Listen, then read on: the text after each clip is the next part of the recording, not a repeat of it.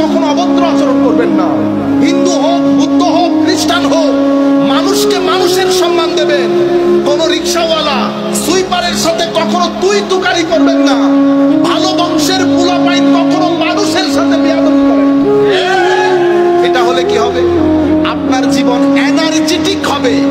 আপনার জীবনে দুই ধরনের এনার্জি দরকার। কয় ধরনের এনার্জি? দুই ধরনের। দুনিয়া যদি এখানে থাকেন, এখানে কিছু জিনিস তো আপনার দরকার হবে। টাকা দরকার।